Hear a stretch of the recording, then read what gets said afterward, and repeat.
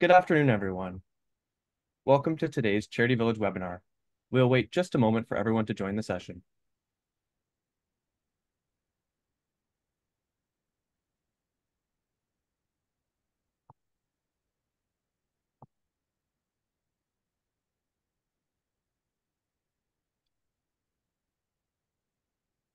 Okay, we will get started. Welcome to today's Charity Village webinar. My name is Charlie, and I am the graphic designer and marketing coordinator here with Charity Village. As we are gathering here on a virtual platform, it is important to acknowledge that each of us is joining this webinar from the ancestral or unceded lands of the Inuit, Métis, and First Nation people. As a settler on this land, I'd like to acknowledge that I'm speaking to you from the traditional territory of the Neutral, Anishinaabe, and Haudenosaunee peoples. For those who may be joining a Charity Village webinar for the first time, Charity Village is Canada's largest online job board for the nonprofit sector. In addition to our online job board, organizations can also post volunteer positions, so if you're looking for work or to recruit talent in the sector, Charity Village is a great place to start. We also have a ton of excellent resources for nonprofit professionals, including online courses, articles, fundraising tools, and free webinars like the one we are presenting today. Before we start today's webinar, I would like to quickly run through some housekeeping items. You may have noticed that when you join the webinar, you are automatically placed on mute. Since we have hundreds of participants in today's session, it is important for us to minimize the amount of background noise so that everyone can clearly hear the presentation. But you can still ask questions and make comments using the question box at the bottom of the Zoom control panel, so look for that at the bottom of your screen. We will be taking questions at the end of the webinar, so please submit your questions as you think of them, and we will do our best to get to as many as possible. You can also email your questions to webinars@charityvillage.com. If you happen to encounter any technical issues with the webinar, whether with viewing the presentation or with the audio, please let us know in the question box or by sending us an email. We will do our best to get any technical difficulties resolved as quickly as possible. But in a worst case scenario, please remember that we are recording today's webinar and we'll send you the full recording by email tomorrow. So if you get called away or disconnected, you'll still be able to view the full presentation. And with that, I would like to welcome our presenter for today, Sarah Alba, qualified mediator with the ADR Institute of Canada, certified workplace mediator and trainer, HR consultant and psychological health and safety advisor, and founder of Novel HR. Welcome, Sarah. Hi, Charlie. Thanks so much. And thanks for having me on today. Hello, everyone out there. Thank you for being here with us today. I'm really excited to be back with Charity Village to support you with conflict resolution in your workplace. This is a topic that I get asked about quite a bit, preparing for a difficult conversation. It's actually the majority of my coaching work. There are no shortage of tips on how to do this, so I'm going to try to bring in a couple things that are useful for you today. Before we get started, a couple things I'd like to mention. I'll also start with a land acknowledgement. The land that I'm speaking to you from today is the traditional territory of many nations, including the Mississaugas of the Credit, the Anishinaabe, the Chippewa, the Haudenosaunee, and the Wendat peoples, and is now home to many diverse First Nations, Inuit, and Métis. Their history dates back over 15,000 years. The area now known as Toronto, the city skyline displayed on the screen now, is covered by Treaty 13 and the Dish with One Spoon Wampum Belt Covenant, which bound inhabitants to share the territory and protect the land. We acknowledge this land to remind ourselves of our human connection and responsibility to care for it. When we acknowledge Indigenous peoples as the original inhabitants of Turtle Island, what we now call Canada, we recognize their rightful place in this country's history. This includes acknowledging their relationship to the land before colonization and how they're treated on those lands today, which includes the national crisis of missing and murdered Indigenous women, girls, and Two-Spirit LGBTQIA+ people. To learn more about the Indigenous history of where you're located, you can visit the websites whos.land or native-land.ca. So let me just first start with a question for you. We'll put one of the polls up now, and I'll put it up on the screen here. How do you prepare for what you think will be a difficult conversation in your workplace? You might want to plan out what you say to the person, might be trying to anticipate what they're going to say to you, might try to get help from somebody else, either within the organization or outside of it. You might not prepare, you might just go right into it, or you might try to avoid difficult conversations altogether. No right answer, no wrong answer here. Might be a combination of a couple of them, but just go ahead and pick the one that's most applicable to you. So we'll just give that a second here.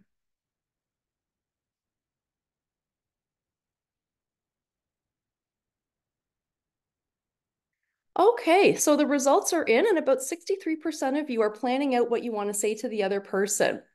Thank you for sharing that. Um, Today, I'm going to be talking more about answers 1 to 3 there. I have a number of different frameworks for you, but the majority of this is going to be focused on considerations prior to undertaking these kinds of conversations. So how we think about them. This is not just to say that this is an individual responsibility. I will talk a bit about how what's going on in our organizations contributes to undertaking difficult conversations. And I will also give you some tips for within the conversation. Don't worry, I will give you some tactical things that you can do and implement today. Some of this content might be a little unexpected today. You might be thinking it's going to be here's how you go about having a difficult conversation. Um, and then me giving you a number of steps. And I will give you some tips and tactics to do this, but I don't want us to be starting from a place of if I just do XYZ, then things will be okay. Because then one little thing might throw this off, and the conversation could now be even more difficult than it was in the beginning because you prepared for something that's now not happening. So I'm hoping that these considerations will help you move beyond just having a framework to move forward and really look at these conversations as an opportunity, like a new opportunity to engage with someone. And I will say, if you're a leader in your organization, my opinion is that these conversations are your responsibility as a leader and therefore a leadership competency. And I do want to be cognizant that who has power can really impact how we address things in our organizations. There are absolutely times when it's not appropriate to assume someone will just have the tools to have a difficult conversation. There may be times when others need to get involved, may not be safe to have the conversation. You may just not have the capacity to.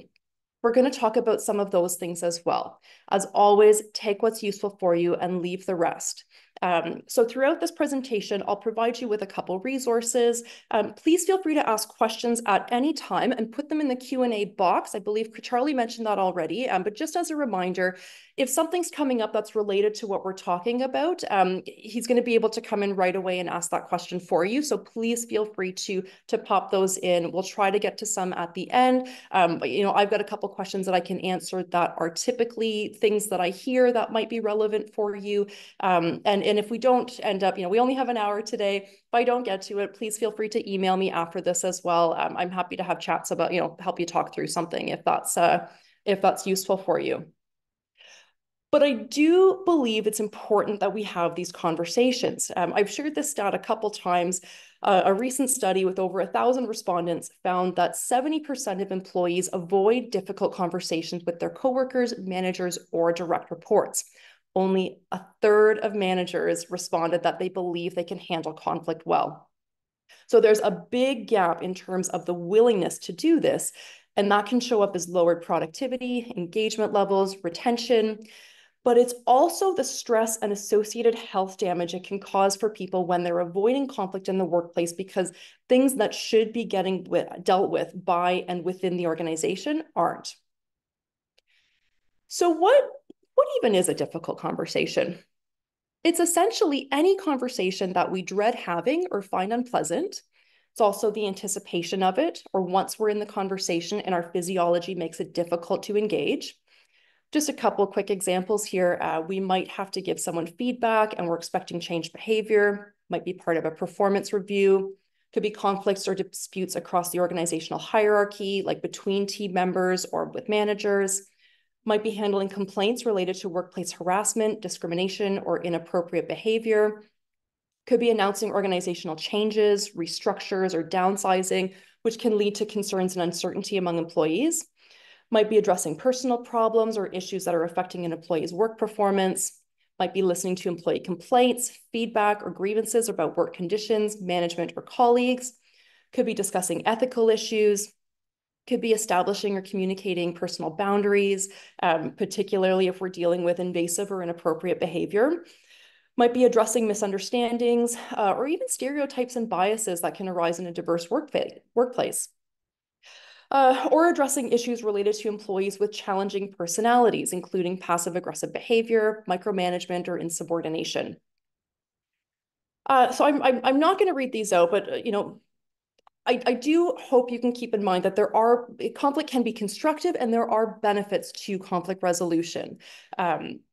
It can be really helpful to keep in mind that conflict is inevitable. It's a normal part of life. I'll talk a little bit more about this later, but trying to resolve conflicts within the organization really helps to strengthen organizational culture.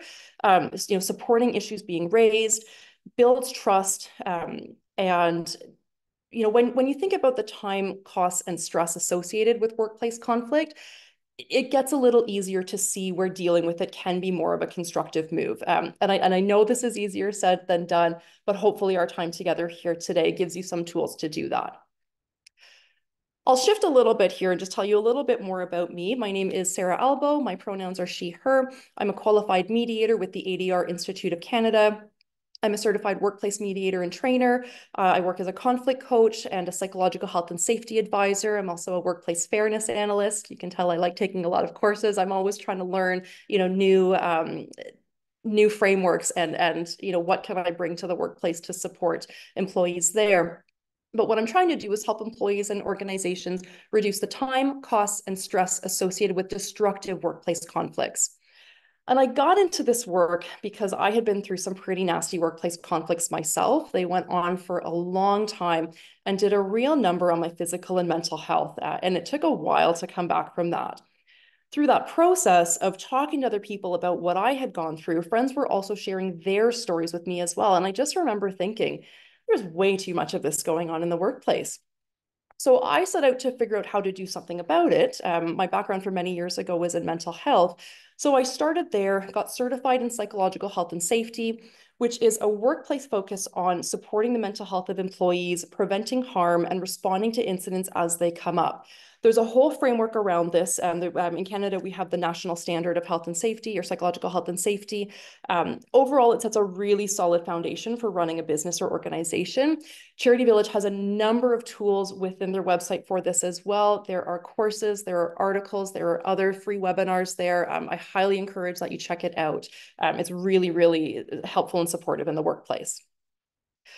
So as I was talking to people about their mental health and how it was being impacted in their workplace, so often it was coming back to an interpersonal dispute, either between employees, between managers and employees, sometimes between partners or co-founders, even between board members. So that's what led me to mediation. That's a much more specific support in these kinds of situations. Personally, my style is less focused on the settlement aspect. Like that's more like a settling out of court situation. I'm a lot more focused on repair and rebuilding relationships because we spend so much time, maybe not in our workplace anymore if we're working from home, but so much time on the job with people that we didn't necessarily choose to work with. They have different personalities, working styles, communication styles, different needs, goals, priorities, life experiences. We are going to get into situations where we don't agree. So my goal is to help people have these difficult conversations when they need to and still work collaboratively and be engaged in their organization.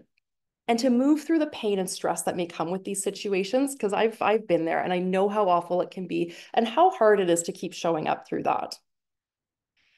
So what makes some conversations difficult? If I look at this on an individual or personal basis, some of the neuroscience around this is around survival.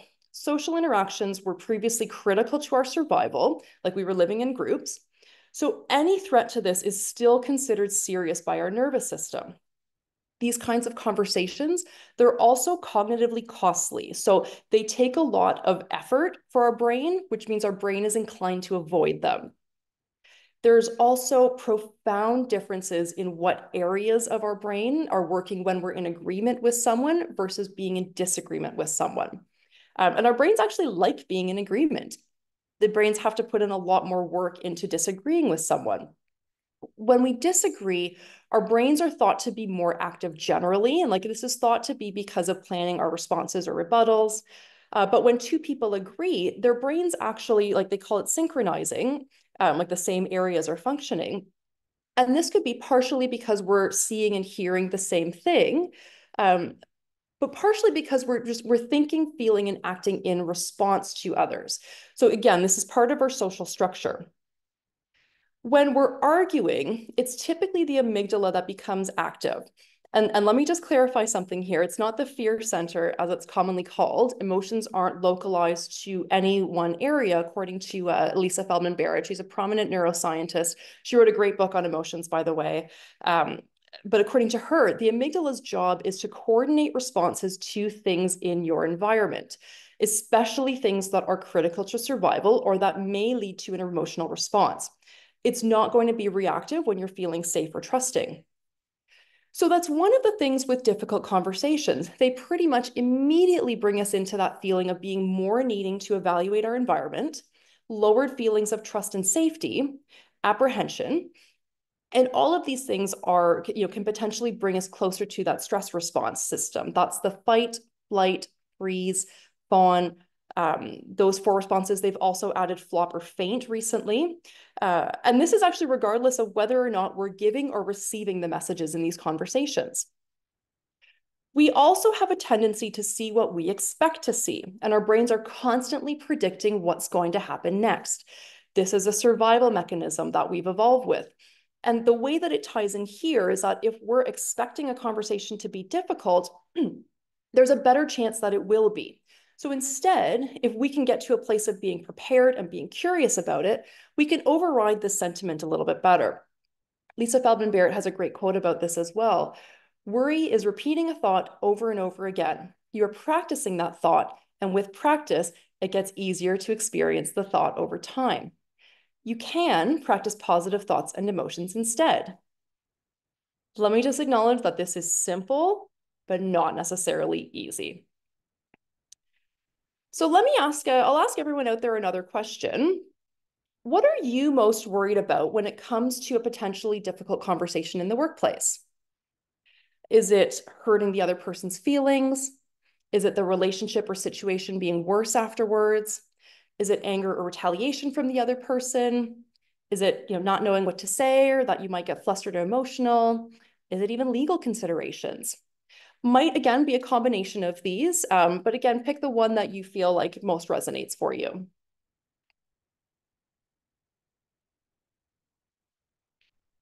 These are also not an exhaustive list too. There can certainly be other things that you're worried about.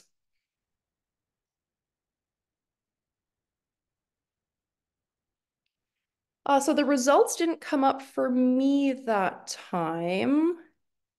I'd be happy to read them out, Sarah. Amazing. Thank you, Mercedes. Or just what was the number one there? The number one was the relationship or situation being worse afterwards, with 47% of people indicating that. Yeah, thanks for sharing, everyone. It's really interesting, to hear what the perspective is on what people are worried about going forwards. And the conversation not going well and things being worse after, that's a really valid concern. So I've done this poll a couple times, and typically I've found the results to fall into four broad categories.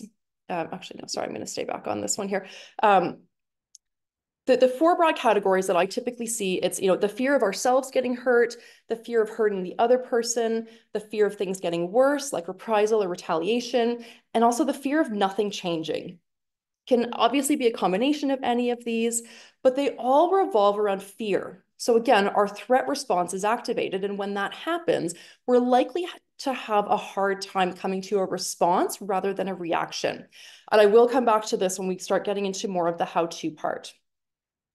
When we're talking about this in the context of our workplaces, conversations also tend to become a lot more difficult than they might need to be due to a lack of trust. Frederick A. Miller and Judith H. Katz, they wrote a great book called Safe Enough to Soar. It's a great book on trust, inclusion, and collaboration at work. They talk about this in terms of interpersonal safety. It's a very similar concept to psychological safety. This is an environment characterized by people feeling safe to act freely and share their best ideas. They're able to stand up and speak out, whether that's reporting a problem or putting forward an idea that's still a work in progress. Another thing to keep in mind here, there may also be an assumption that because people in positions of authority feel safe, that everyone must feel the same way. And that's authority, like they have a more senior position in the organization. but it could also be implied authority, like someone that's been with the organization for a long time, has some strong connections there, or isn't from a made marginalized group. So one of the things that I want us to try to do today is to look at some of the reasons we get into a mindset of thinking conversations are difficult, but also what's going on at an organizational level, or what structures are in place that also lead to this, and how can we address both personal and systemic considerations? So I want to look at this in two ways. We've got the personal aspect and the systemic aspect. Personal is more where we have autonomy. I like to be looking towards where do I have the ability to take action or can be empowered. However, we also operate within systems and structures in the workplace that can impact us and how conflict comes about and is or isn't dealt with. And for systemic, that's what's in place in the organization. So policies, procedures, norms, and culture. And while these are all established by people, the organization is run by people. It's those at the upper levels of the hierarchy that have more control and authority over these. So who's getting access to those positions of authority? Who's able to participate in or influence decision-making? So let's look at organizational culture. So that's a system of shared assumptions, values, and beliefs that show employees what is appropriate versus inappropriate behavior. Like, how are people supposed to act while they're at work? Typically, this is based on an organization's values, but it's also based on the personal values of who's in positions of authority. In psychological health and safety, it's considered the degree to which a work culture is characterized by trust, honesty, and fairness. So is your, this has, the culture has an impact on communication. Is your organization saying interpersonal safety is important, but not doing anything to make that a reality? Or it's not consistent either across different situations or at different levels of the hierarchy? Is it only within certain teams? Are people who report incidents labeled troublemakers or too sensitive, or are people encouraged to speak up? These are the kind of culture aspects that impact how willing people are to have what they anticipate to be difficult conversations. So it's really important to align behaviors with organizational values so the culture is actually reflecting these and creating conditions for employees to have safety within their conversations. This also builds trust. But you really have to have these as organizational values in the first place. And one way to do this is to really listen to your employees when they bring this kind of thing up. Involve them to the extent you can in decision-making that impacts them. You may also be looking at relevant workplace policies. So are there policies that impact how we address a conflict, or are the policies leading to increased conflict? Who was involved in creating the policies? Do they accurately and fairly represent the work being done at all levels of the organization? Are they evenly or disproportionately enforced and focused more on disciplinary action than addressing the root cause of the behavior? Are policies and procedures enforced the same way for all? Or are policies and procedures weaponized against some, especially people from made marginalized communities? Even when we're talking about policies, there can be considerations around documentation, like the reliance on the written word and how, then how may that be interpreted in different ways for different groups? Does everyone have access to the documents and time to read them? What happens when a situation comes up and they aren't useful or appropriate? How is that addressed? Coming back to organizational culture and the topic, preparing for a difficult conversation, when we're talking about behaviors that you might want to give someone feedback on, here's some behaviors that you might think are problems, but could actually be seen as white supremacy culture in organizations. So I'm going to encourage you to take a look at where some of these come from, if it's something you feel you need to address with someone. This comes from a resource by the Center for Community Organizations. They're based out of what is now called Montreal, and they've put together this resource based on the work of Dismantling Racism Works. We will link this resource for you. Actually, I think they're going to pop that in the chat for you right now, but we'll also link it when we send out the recording and the slides. I really recommend giving it a read and staying curious about what they're saying. They talk about a few workplace behaviors, and of course, these are contextual, but they include perfectionism, over-reliance on the written word, only one right way to do things, either or binary thinking, the concentration of power, I'm going to come back to that one, Defensiveness, I will also come back to that one. Someone's right to comfort, or a reliance on logic over emotion, individualism, or a fear of open conflict.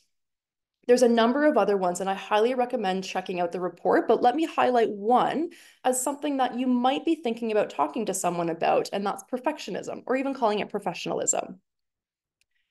So when we do that, we're typically looking at mistakes as being a personal failing rather than something we all do. Every single one of us, I see you out there. I make them all the time. This could be a lack of appreciation, might be concentrated towards a select few people. It's more common to point out where someone or their work is inadequate, might be talking about where someone's inadequate with others, might be really nitpicking to somebody. And you might be out there thinking, well, it's important to do things right, or we have to address when someone makes a mistake. And I'm not saying you're wrong about that, but I will encourage you to look at whose definition of right are you using? Is there more than one way to do things right? What's the purpose of you addressing it with someone?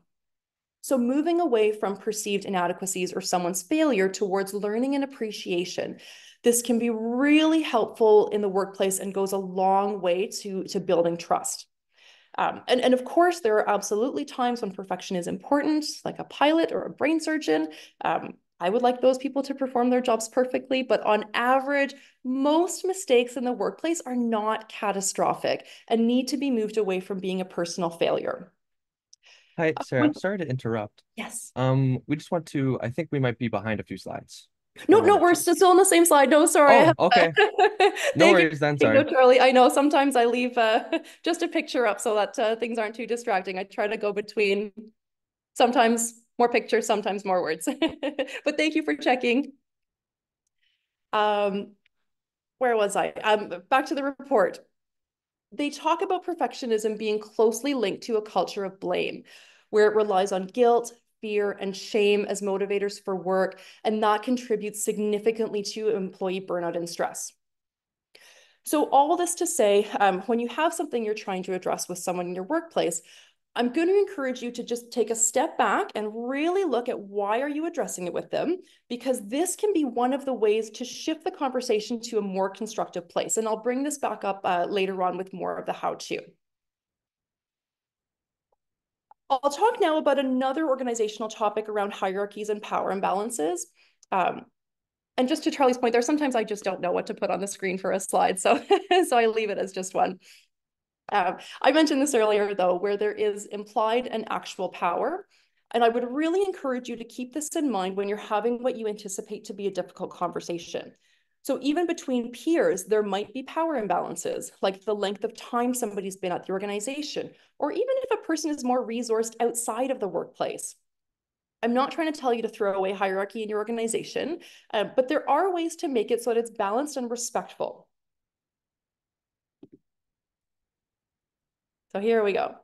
Some of the strategies to address power imbalances from the same report, they are to encourage the sharing of power and embedding that in the organization's values, ensuring that leaders support the development of others' leadership skills, challenging competitiveness and encouraging collaboration, and keep in mind the inevitability of change, and helping the organization look really far in the future, like past any leadership that's currently present. Like, what does this place look like in 100 years? That's a really interesting exercise to do.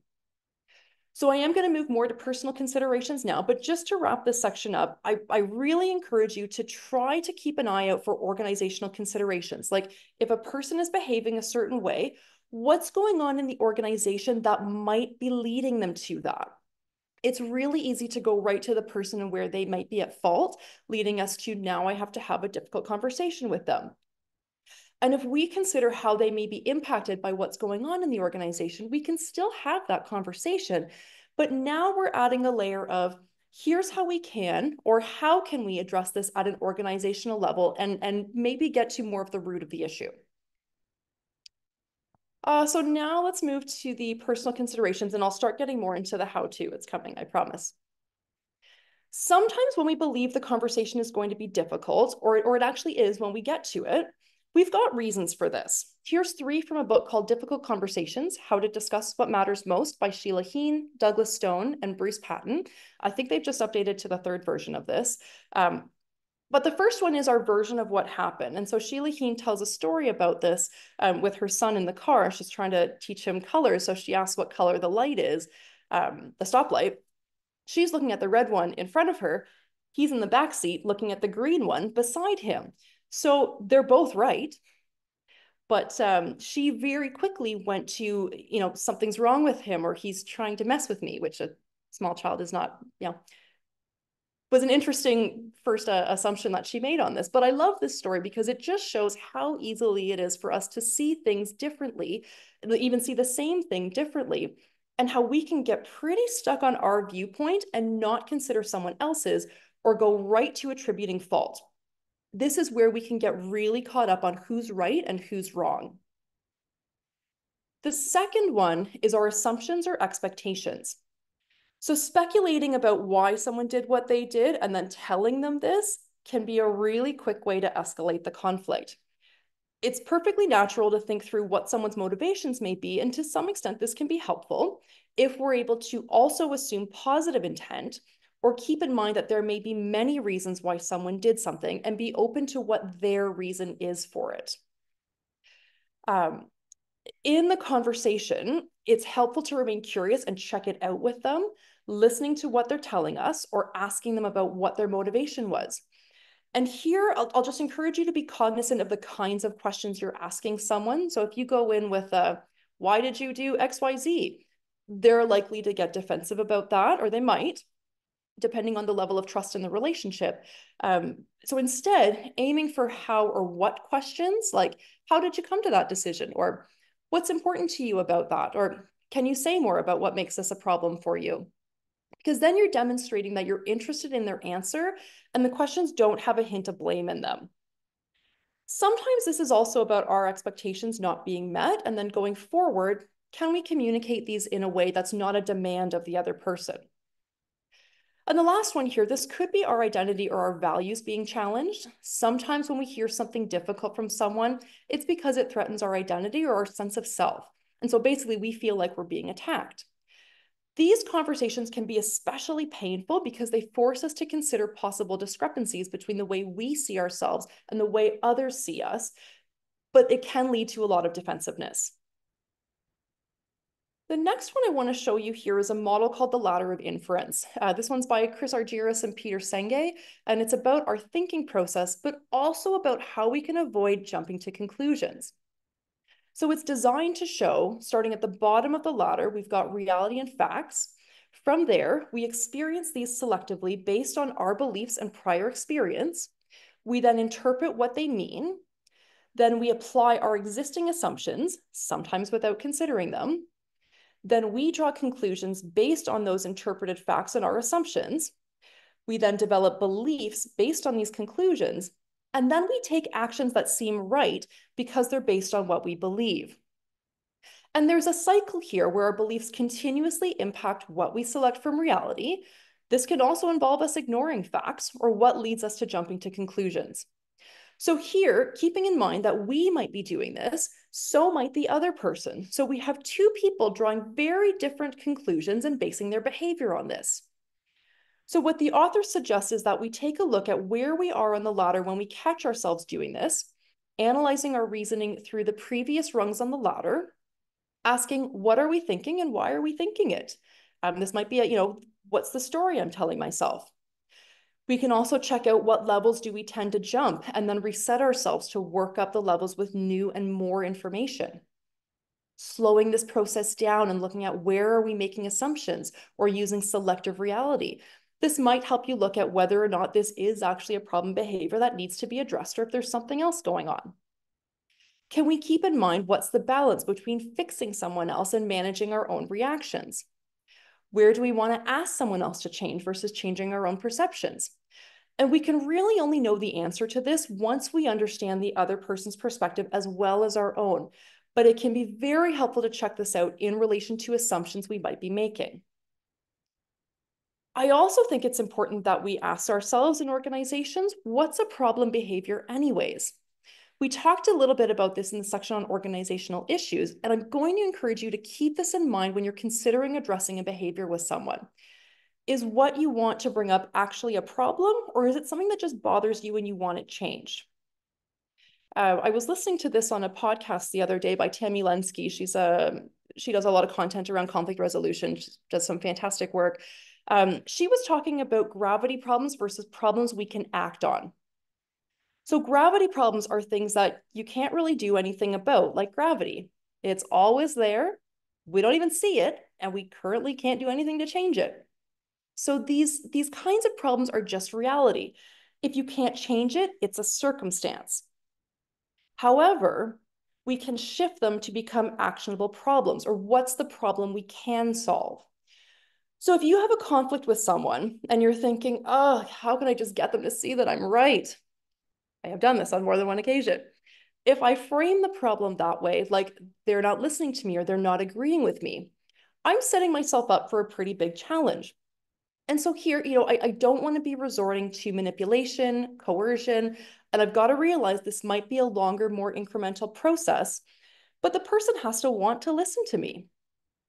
So we're trying to change a circumstance, but we need to be looking for an actual problem instead. So let's reframe this. First, we need to determine what's the problem that the circumstance causes for us. So is this just, I'm mad because someone's not listening to me, or is this, we can't move forward with my suggestion because of budget constraints? What problem does the circumstance create? We don't want to be trying to get people to go against their nature. We want to be co-creating solutions for the problem. And we typically shouldn't be expecting people to change their nature for things that are frustrating to us, especially when it's just, what we think their nature is. Now, that being said, I'll give you a qualifier there. I'm just going to take a sip of water quick. There are certain behaviors that may come from someone's nature that are particularly challenging. So this is also where you might move from a gravity problem to an actionable problem. Like if I take the example of a micromanager, their nature may be that they worry more or feel the need to have more control. And while you may not address those things directly, like you're not their therapist, you could address specific behaviors associated with these, like are they emailing you with frequent check-ins and that's interrupting your day and your ability to get work done? That might be something you can bring up. One of the tools that I use when looking at challenging behavior in the workplace is the Conflict Dynamics Profile Report. They suggest a number of behaviors that they call hot buttons. So these are the behaviors or situations that someone would find extremely difficult to deal with or frustrating in the workplace. So these are someone being unreliable, overly analytical, unappreciative, aloof, micromanaging, self-centered, abrasive, untrustworthy, or even hostile. And so even with these, if I take the example of someone being unreliable, rather than just going to them and saying they're unreliable, because they're likely to just either disagree with you or get defensive, I would encourage you to try to really outline the behavior or what you or an observer would notice them doing that leads you to call them that. I will come back to that example when we're going to talk about how to have the conversation. But this is also where when we pick apart or when we pick out the behavior and come back from the label, like if we're labeling someone, that's how we're going to approach the conversation as opposed to focusing on the behavior that we want to ask about. When we're looking at some of our personal biases and or triggers, another thing I'd like you to consider is who you're giving feedback to and why. I wanted to bring up a study that was done recently at NewsGuild and the New York Times, where they found that people of color were more likely to receive a negative rating on their performance review than their white colleagues. This was found to be statistically significant. The data was limited because it was anonymized, but it did indicate that there was a problem there that they had to look at. And for our purposes, I would encourage you to look at the standards to which you hold people and whether they're fairly applied across all diverse employees. Charity Village has some fantastic resources for you around this, and they've got a course on unconscious bias that you can check out. But let's get started on more of the actionable prep work. You've thought through some of these considerations and you've decided this is something you need to address with the person and you believe it'll be a difficult conversation. So when you're preparing and kind of planning things out, it can be really helpful to set clear objectives and like defining your purpose and desired outcomes. So you've considered what it is that's bothering you about the situation or how you've been impacted, the specific behavior that you'd like to address. Now I'm going to suggest that you also think about what your objective is in the conversation. So, and keeping in mind, they will likely have, their desired outcome as well. You may want to consider that the desired outcome may need to be flexible. In mediation, we would talk about this in terms of interests and positions. So a position is the thing that someone wants, and the interest is how it's going to help them or what's important to them about it. Keeping your interest in mind and your position flexible can be a really helpful way to come to a solid resolution. There's multiple ways that you can resolve something, and you want to be co-creating that with the person. And also looking at this in terms of short-term and long-term goals, again, for both parties, is this just a short-term solution, or is this a long-term, is this something that's going to help them improve over the long run? When you need to give feedback, sorry, I did miss a slide there, but it was just a picture slide. So when you need to give feedback, there is a suggestion of 3 types of feedback. This is from another one of Sheila Heen's books, Thanks for the Feedback. And this was also in a recent article by Kathy Archer. It was in Village Vibes this week. I think we can link that one as well. But they suggest the types of appreciation, the types of feedback as appreciation, coaching, and evaluative, and that we need all 3 to learn and grow at different times. It can be helpful if somebody asks you for feedback to clarify with them what kind they're looking for. So appreciation is really around relationships and connections. It can be so important for people to hear, especially in the workplace. So I encourage you to do this one pretty often. And I highly encourage you to incorporate appreciative comments into what you believe will be a difficult conversation. Genuinely, of course. Coaching feedback is for when you want to help someone improve, learn, or change. And evaluative feedback is a ranking or a rating of a person's performance, but it typically involves a judgment, which can be very hard for people to open up to. If they trust you, this is the kind of feedback. It can be helpful and taken seriously. If they don't, it's likely going to lead to defensiveness or even be ignored. So keeping in mind, what kind are you trying to give? Are you the right person to give it? And how might it be received given the circumstances? Oops. While you're in the conversation, you may have a lot that you want to get across. It's very important that the other person feels heard and understood. It's pretty rare that people change just because we want them to or because we tell them to. And I don't necessarily want you just falling back on consequences. There can certainly be a time and place for these, but they're not always necessary. So here we've got some additional techniques for effective listening. This is the 3 levels of interpersonal communication. I believe this is from Neurolinguistic Programming by Sue Knight, but it's called the 3 primary perceptual positions and skills related to them that help enhance the communication process. So the first person is just doing it from our point of view, our own senses, emotions, thoughts, feelings, and the outcomes that are important to us. The second position is experiencing the situation as if you're the other person, like what's it like in their shoes or from their perspective. And I know I said speculation about someone else's motivation may escalate the conflict, but I want us to look at this more as acknowledging they may have a different perspective, and that's okay. The more we can move to, I have a perspective and you have a perspective, and have curiosity around like, hey, what's the gap here for us? How are we, how have we become far apart in our opinions? How did you come to your perspective?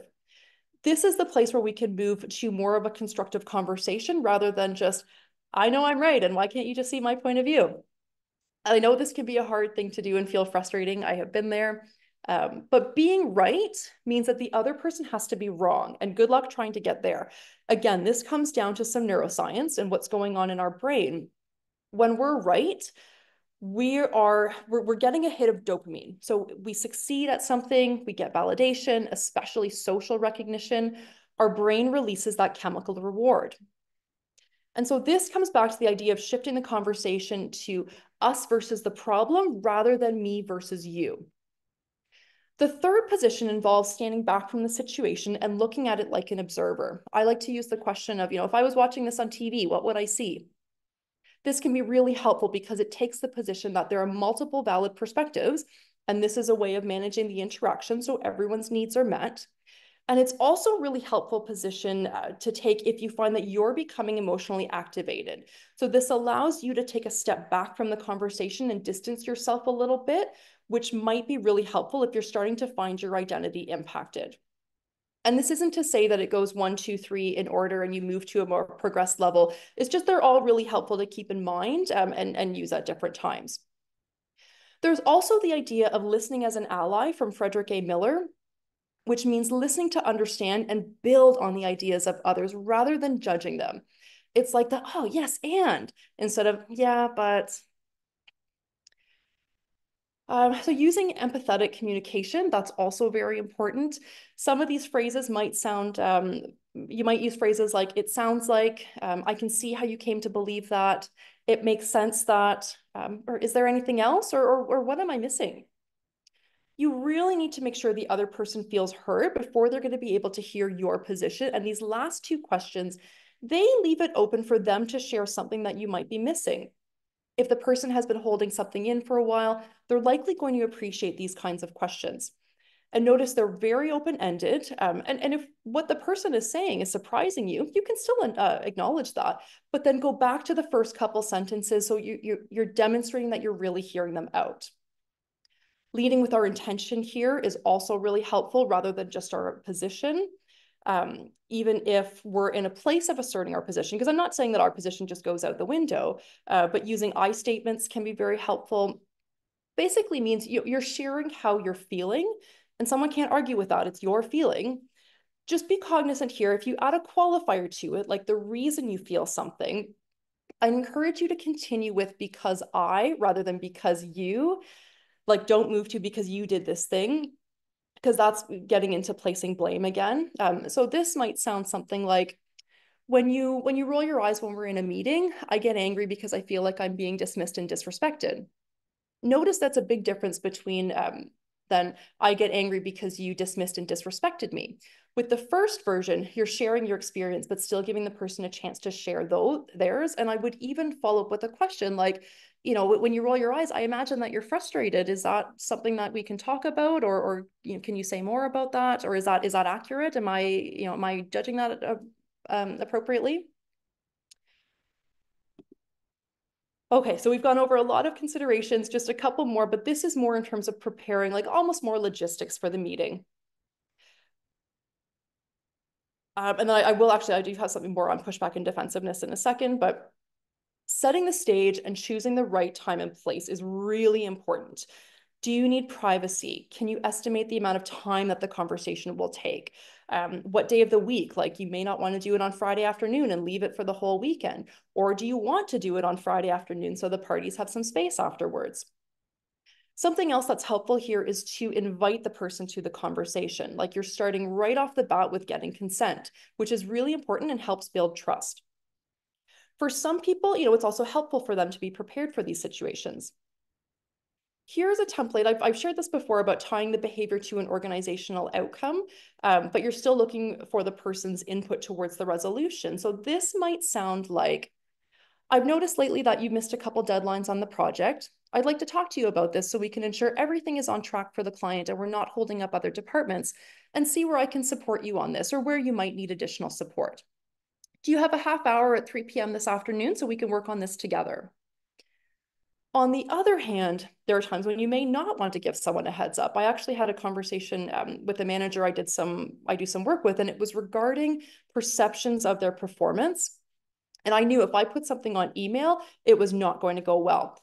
So I just invited them to one of our regular meetings. But then at the beginning of that meeting, I addressed this right away that, you know, I have what might be some challenging feedback for you. I apologize for not giving you a heads up here, but I wanted to make sure that you could hear it from me directly and get the tone of my voice. You know, we've worked together for a long time. I know the quality of the work that you do, but we've heard these concerns, so we wanted to bring them up with you and see where we may be able to come to a resolution to this together. This isn't a disciplinary meeting. This isn't intended to be punitive in any way. It's just, we want to share what we've heard and we want to get your feedback on it. And then, you know, leave some time to, you know, to co-create a resolution. And then how can we jointly figure out the statement that's going to go back to our supervisors? And that actually worked really well. We have a high level of trust, this person and I, so that, it does make these conversations a bit easier, but addressing that right away and not continuing with the surprise, I think was really helpful in that situation. Back to a couple more tips there. We talked about listening. Let's move a little bit more to communicating. So how we frame things and our language choice really matters in these conversations. So something is called using a soft start. So if I say, don't interrupt me to someone, that's considered more of a hard start, whereas I'd like to finish what I was saying is more of a soft start. You can also use something like, here's what I'm noticing and here's what I'm wondering, as a way to address, bring up a behavior and try to elicit the person's feedback around it. So if I go back to that example of somebody being unreliable, instead of going straight to you're unreliable, which would be a hard start, it might sound like, I've noticed you've missed a couple deadlines on this last project. I'm wondering what happened and what I might do to help you better meet them, or what would help you in this situation. Here's another tool from the book. This is from Clear Leadership by Gervais Bush, called the Experience Cube. It's designed to help you plan and manage your feedback conversation. Similar to the ladder of inference, it's designed to help you separate your experience of the situation from potential judgments. So the observations are the information we take in through our senses, what we see and hear, what a camera would record. Thoughts are the meaning we add to our observations, and this is from what we've talked about before, our assumptions, expectations, beliefs, and our values, the story we're telling ourselves. Our feelings are our emotional or physiological responses to the thoughts and observations. And our wants are the outcome we're hoping for. And this might be, beyond just stating what we want. We've talked about this before as well. There may be different ways to achieve this, and you want to involve the other person in this process. Not necessarily something you have to do in order, but it can be helpful to keep these parts in mind and use them in your feedback. Again, here you can use I statements. And so I've got an example on the screen here. It is color-coded according to the each section there. It's from the University of Victoria. We'll also send this resource out for you. I think it's just a 2-page PDF or so. And they also suggest throughout the conversation that you check in for mutual understanding and stay open to feedback from the other person. I've got just a couple more slides here. I do want to make sure we have some time for questions. I will probably go a little bit over, though. I hope that's okay with everybody. But let me address the defensiveness, because this is a big one that comes up when we think of difficult conversations. And so people get defensive not just because of what you say, but because of why they believe you're saying it. So the perception of your intent. There may be an assessment of whether you mean them harm, whether you can carry out that harm, but we're looking at a lack of trust. And if we don't start by demonstrating care and respect, we're going to be perceived as a threat. Kathy Archer also talks about this in her article, and she says, connect before you correct. And even if we do this, we may still face defensiveness, because it's not just what we believe that's important here. The other person needs to believe the intention we're trying to get across. But when people feel unsafe, the focus is typically on the threat and becomes more about the short-term response, which in and of itself can start to escalate the situation. So to deal with defensiveness, you really want to focus on how is the other person seeing this situation, if they're willing and able to share this. But it's less about the issue that you're trying to address. And if you continue to focus on this, it's likely to leave the person continuing to feel unheard. And so your actions also need to line up with this. You can say you mean well all you want, but if your actions aren't demonstrating this, it's not going to be believable. And again, this comes back to trust, which is built up over time and usually with smaller steps. You may even, depending on the level of trust in the relationship, you may want to name that there's defensiveness coming up. Like if you're trying to share feedback with someone, you may want to just name that that's what you're seeing come up. I know we've talked a little bit about not labeling people, but what's the behavior that you're seeing, and approach that with curiosity and some compassion as well, and give the person space to, maybe they just need to process. But talking about the defensive reaction that's coming up can also be helpful. The other kind of resistance you might face revolves around blame. So you've got the blame absorber and the blame shifter. So with the blame absorber, a lot of us are actually taught this, like especially in leadership, like leaders take responsibility, the buck stops here. Can be helpful in some instances, but it may be letting other people off the hook, might be over apologizing. It can actually be social blame absorbing, where we believe it's the right thing to say, but we don't actually believe it, which can lead to resentment. Versus blame shifters. So they point the finger away from themselves, not taking any responsibility. This can go to the extent of an experience of being victimized by the world and everyone in it, because we don't see our own part. Can be disabling, like I talked about at the beginning, like with having autonomy. You may also have situations where absorbers and shifters find each other because they both agree that it's the absorber's fault. But eventually this gets frustrating enough. So this is just important to, reflect on your own pattern.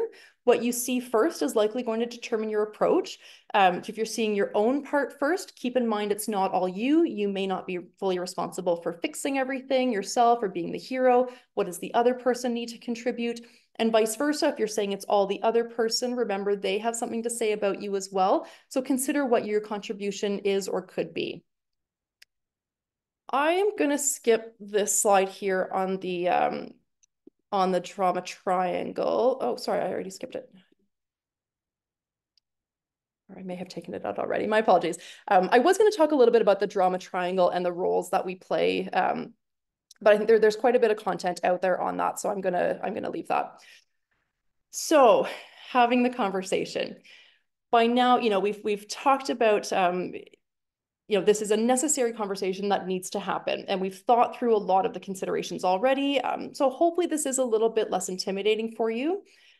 Just a couple more things to keep in mind if you're not sure if you should have the conversation or not. How does the change behavior you're looking for either support the person or an organizational outcome? And be careful here, it's not just what you want in the situation. And I'm not saying you shouldn't have what you want, just taking it into consideration.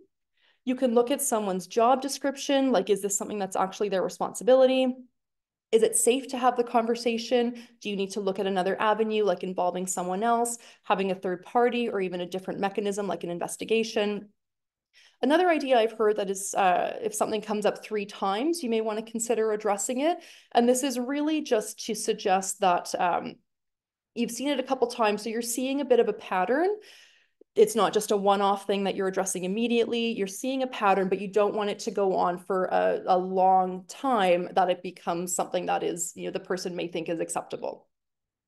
Ultimately, this is going to be contextual and it's going to be up to you to decide going forward. We've talked about setting an appropriate time and place. We've talked about a soft start and listening and bringing up a behavior. Actually, let me just give you the last one here with there's a number of techniques that we use in mediation that may be helpful for you within the conversation. We've talked about being aware of the kind of questions you're asking, and here's a few more.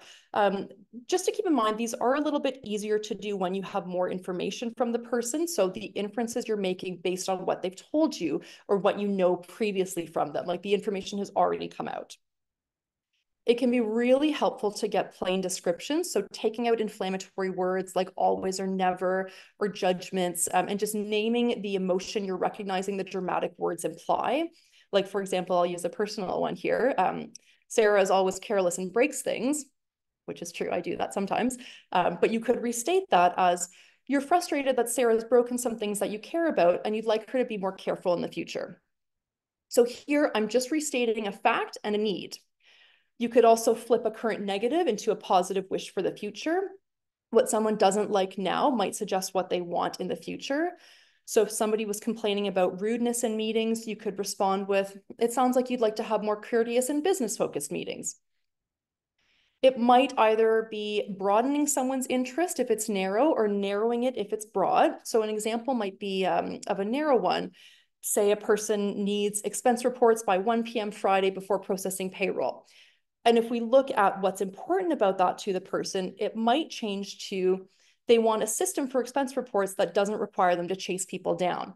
It's 2 very different things, but we can see where the demand is coming from and try to solve the actual problem. So reframing, this is where you're hopefully introducing a new perspective that will help people think or feel differently. And a lot of these are examples of this.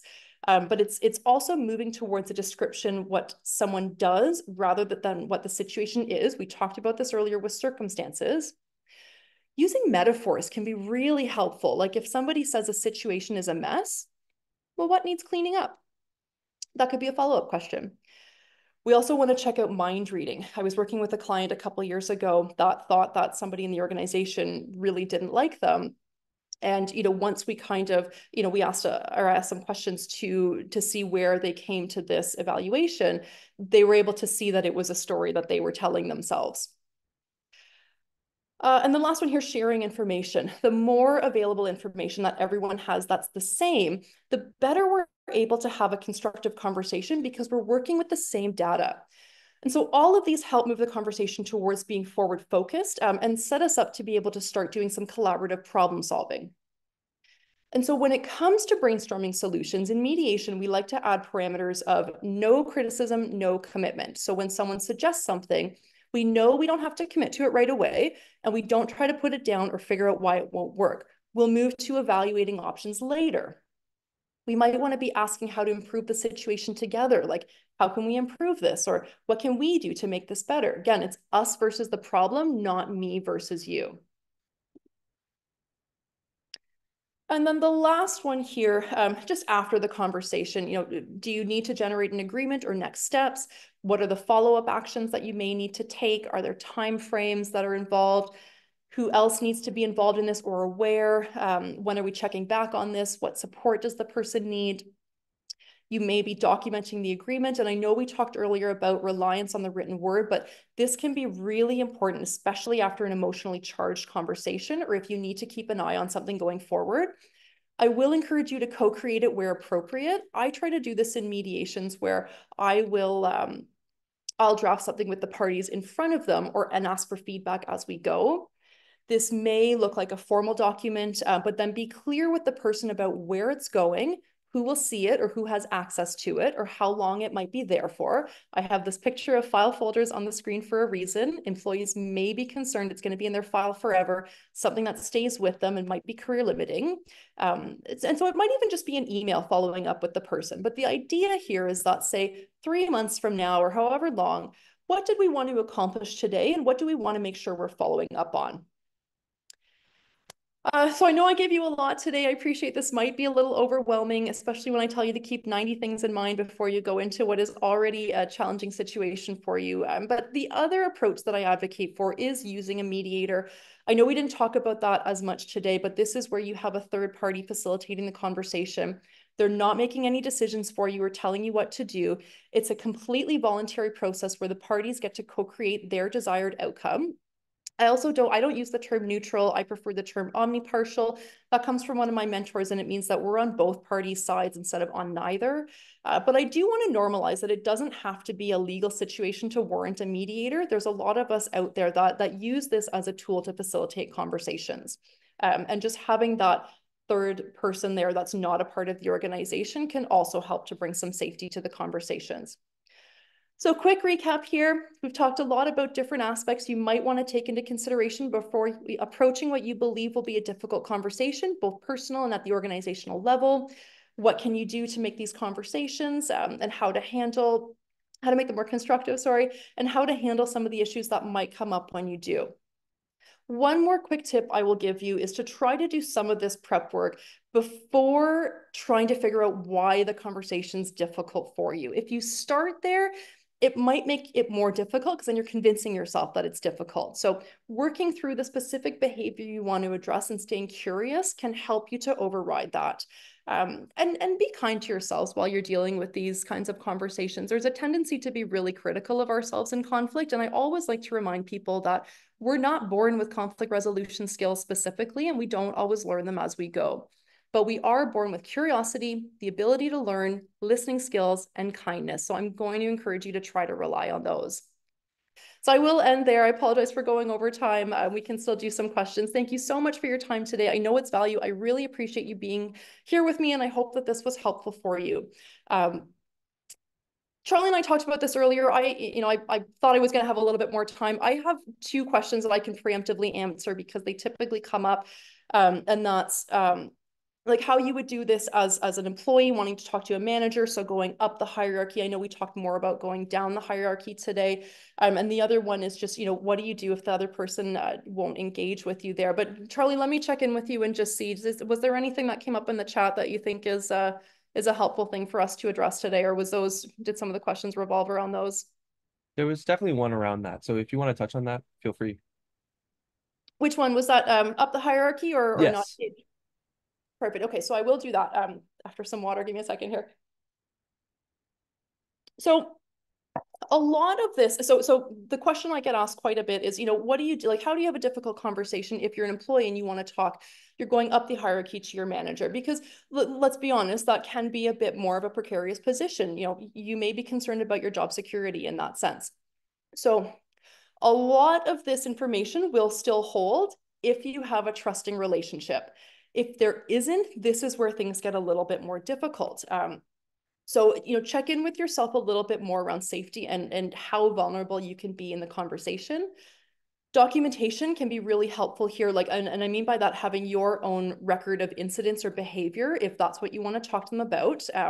That can also be really helpful if you're expecting any kind of gaslighting. That's where they would say things like, oh, it's not that serious, or no, that didn't happen. You can say, well, no, I have it, my records show that that these happened at these times. You may want to see, where can you get allies in the organization? Be mindful with this one. You don't want to be gossiping here, but you can certainly check out something, with a colleague of yours or somebody else that you trust. Like, here's this behavior I've experienced. Have you noticed anything like this? Or here's what I've experienced. Like, what might you do in this situation? If you have chosen to go to the manager, having a clear ask, not a demand. We talked about this in terms of being flexible, but being clear on what you're looking for, why it matters to you, why it's helpful to the manager or the organization, tying it back to that organizational outcome can be helpful. And if you really think the conversation isn't going to go well, is there a way within your organization to get support, or even outside of your organization? Talking to a professional around what might you do in the situation can be the way to go. Awesome. Thanks. All right, I'll move on to some extra questions here. One of them that we have is, will you please explain how to best address perceived power imbalances in the workplace? Yep. So talking about perceived power imbalances, we did talk about that a little bit earlier. A lot of that does need to come from the higher levels of the hierarchy in the organization. Where are there opportunities to share power, like sharing decision-making responsibility? So, how would you even encourage, if they're not doing that already, like how do you encourage that? Where can you tie that into an organizational benefit? I think there is a lot, well, maybe I shouldn't say there's a lot of movement towards that in organizations now, but there is, being cognizant that there is more of a shift towards that now. Like, where can you get resources that may support encouraging people to move towards that can be really helpful. But even naming places where you're seeing that there's power imbalances. And again, coming back to the behavior. What's the specific behavior that you're seeing that you are labeling as a power imbalance? Because if to go to a manager and try to talk specifically about a power imbalance, that may lead to some defensiveness. But again, coming back to what's the behavior you're seeing, or what's happening at the organizational level, those are now things that people may be more likely to address. Awesome. Thank you so much. We have And one more question. Oh, sorry. Please go ahead. I was just gonna say there's lots more, like in that report on dismantling racism works. There's quite a bit more on that there, and I'll definitely refer you back to that as well. Perfect. That's awesome. All right, so we'll have time for one more question here, which is kind of a bit of a segue to that last question, which is, how can leaders support a positive approach to conflict resolution within their organization? Yeah, I think I think it's a really fantastic thing that leaders can do to support what I'll say is constructive conflict in organizations. If we look at conflict as there's two ways to look at it. Destructive conflict is more person-focused, personal attacks, It can be prolonged and escalated, whereas constructive conflict is us disagreeing on something, but we're focused on solving the problem. We're not attacking each other. There's more trust that's going on there. So leaders building trust in your organization. There's also a great book. I mentioned one earlier, Safe Enough to Soar, but there's also, I believe it's Feltman's Thin Book of Trust, has some really great suggestions on how to build that within your organization. Yeah, I mean, it's something you can even check this out, as early as in the hiring process, like asking people, like, what happens when you disagree with someone in your workplace? But really, leaders have to set the conditions that people feel safe to do that. And when you're seeing conflicts get destructive, I'm going to encourage you to get in there and try to address them early and often, and try to steer them towards more constructive. Like I really want to see this coming as more of a leadership competency. We talk about soft skills, and I don't think this is a soft skill at all. I think it's a really important one for anybody that if you manage a team, please learn more about conflict resolution. So, thank you for being here today. We've got a number of other resources on Charity Village, but try to do that within your organization and support employees to have these conversations constructively themselves. You may need to intervene using a bunch of the tips from mediation that I gave you here today within the conversations are helpful. But encouraging that kind of culture of, yes, we can disagree, but we're going to keep it let's keep it more task and problem focused and not attacks on anyone. Like, how can we support people to have those kinds of conversations? Thank you so much, Sarah, for presenting such an informative webinar. Do you have any final comments before we sign off? Just, again, I'll just remind everyone, I know this stuff, I make it sound really easy when we talk about it on a webinar. It might sound a little bit more theoretical in that, a lot of these are tried and true tips that have worked. And, if you've tried this and it hasn't worked for you before, it doesn't mean that you're bad at this. Addressing conflict, having difficult conversations, this is a skill that we can learn. So I encourage you to keep trying, lean on your curiosity and your compassion for other people. And there are ways to get support for this as well. Reach out. I'm happy to have conversations. If, there's a question we didn't get to today, actually, I will see an anonymized version of the questions. So if there's something that I can answer in there for you, I'm happy to do it. If you have a difficult situation at your workplace, I'm happy to spend a half hour chatting through things with you. Please email me. This is really important to do in the workplace. So if I can support or help you find someone else to support, that's what we're here for. Awesome. Thank you so much, There's Sarah. my contact info at the end here too. I forgot about that part. Awesome. That's great. I just wanted to remind everyone, as we conclude, that you will receive a follow-up email tomorrow with a link to this webinar recording. Please feel free to share this with your colleagues. The email will also include a survey link that you can fill out with your feedback on today's webinar. You should see a survey link pop up right here in Zoom actually as well following the session. On behalf of Charity Village, thank you so much for joining us today. I hope you'll join us for our next free webinar on September 12th, Cleaner Data for Better Results, How to Maintain a Healthy Nonprofit CRM.